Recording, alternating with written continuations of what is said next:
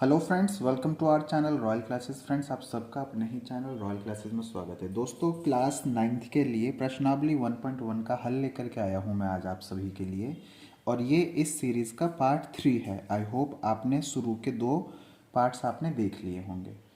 चलिए तो स्टार्ट करते हैं प्रश्नावली 1.1। पहला ही क्वेश्चन है, क्या शून्य एक परिमेय संख्या है? क्या इसे आप पी अपॉन क्यू के रूप में लिख सकते हैं, जहां पी क्यू पूर्णांक है और क्यू ज़ीरो नहीं है?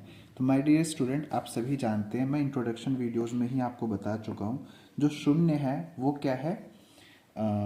परिमेय संख्या है। क्योंकि शून्य को हम कैसे लिख सकते हैं? शून्य अपॉन 1 लिख सकते हैं, शून्य अपॉन 10 लिख सकते हैं, शून्य अपॉन आप अपनी मर्जी से कुछ भी लिख लो, 3, 9, 8 कुछ भी। ये सभी का आंसर शून्य ही रहेगा। तो हम जानते हैं जो पी अपॉन क्यू के फॉर्म में जो नंबर्स होते हैं वो हमारे परिमेय संख्या होते हैं। तो यहाँ p कितना 0 और q कितना है 1। यहाँ p कितना 0, q कितना है 10। तो अगर p अपॉन क्यू के फॉर्म में कोई नंबर है, जैसे मैं बोलूँ 3/0, तो यहाँ तो q 0 हो गया ना, है ना? तो ये रैशनल नंबर नहीं है ना? मतलब परिमेय संख्या ये नहीं है।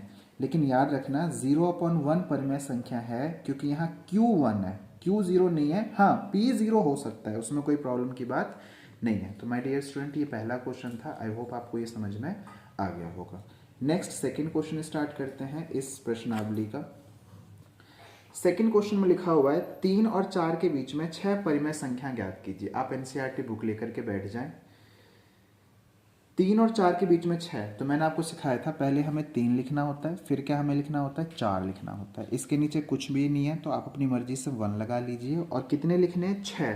तो एक ज़्यादा कितना होता है? 7 से इसको गुणा कर लीजिए, है ना?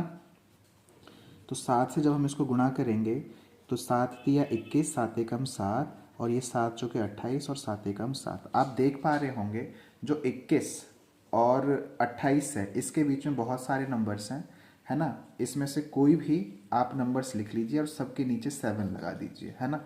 तो मेरा मन कर रहा है कि मैं 21 और 28 के बीच में 22 लिख लूँ, 23, 24, 25, 26 और 27। अगर आप इन सभी नंबर को देखेंगे तो ये सारे ही नंबर जो हैं, है ना, ये परिमेय संख्या है और 3 और 4 के बीच में है ना?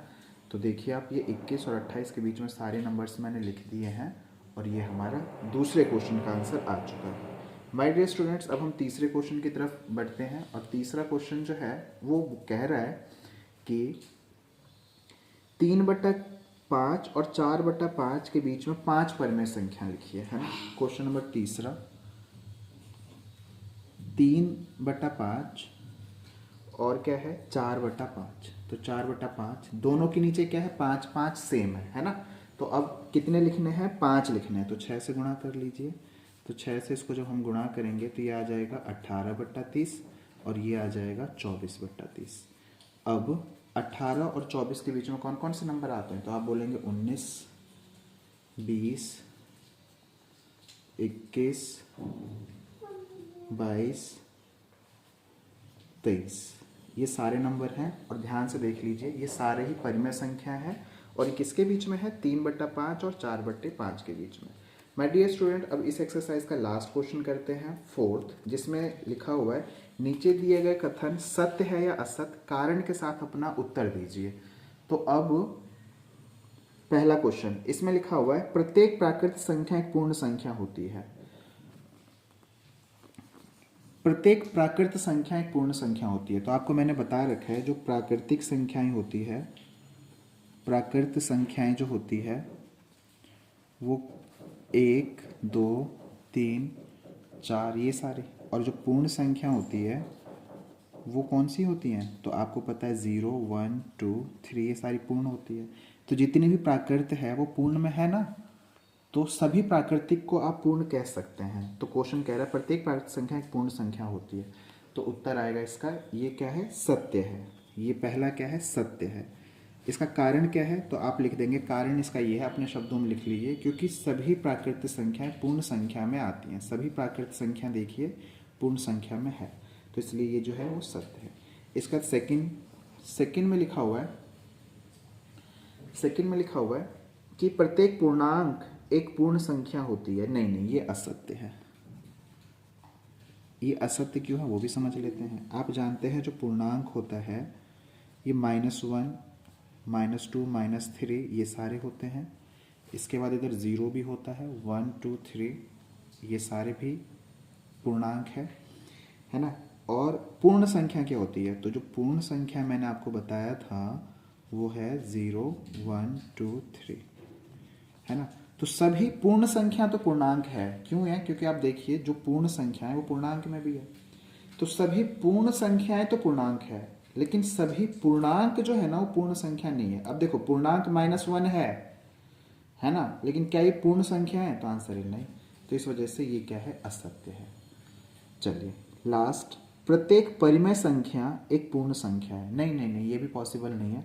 हाँ, इसका उल्टा पॉसिबल है, सभी पूर्ण संख्या जो है वो परिमेय है। जैसे अगर मैं इसका थर्ड पार्ट बताऊं तो थर्ड पार्ट में लिखा हुआ है, दो चीज़ें हैं, दोनों चीज़ें कवर कर लेते हैं। एक इसमें लिखा हुआ है परिमेय संख्या। तो परिमेय संख्या आपको मैंने बताया था जो P/Q के रूप में होता है, चाहे 1 हो, 2 हो, 0 हो, -1 -2, इन सब के नीचे 1 1 लगा दीजिए, ये सारे ही क्या बन जाएंगे, परिमेय संख्या। अच्छा, पूर्ण संख्या कौन सी है, तो 0 1 2 3 ये सारी। तो जितनी भी पूर्ण संख्या उसके नीचे 0 1 लगाने से ये परिमेय बन जाएगा। लेकिन क्या सभी परिमेय संख्या पूर्ण है, आंसर है नहीं, है ना। तो जैसे यहाँ पे देखो -2 क्या है, परिमेय संख्या, लेकिन क्या ये पूर्ण है, नहीं। तो सभी परिमेय संख्या पूर्ण संख्या नहीं हो सकती। हाँ, सभी पूर्ण संख्या जो है वो परिमेय हो सकती है। तो माय डियर स्टूडेंट, ये पार्ट 3 था, इसमें 1.1 का हल मैं लेकर के आया था। अब नेक्स्ट पार्ट में हम 1.2 का इंट्रोडक्शन समझेंगे, ठीक है। तब तक आप इसको अच्छे से रिवाइज करें, नोटबुक में लिखें, कोई डाउट हो तो कमेंट सेक्शन में मुझे मेंशन करें। Thank you so much for watching.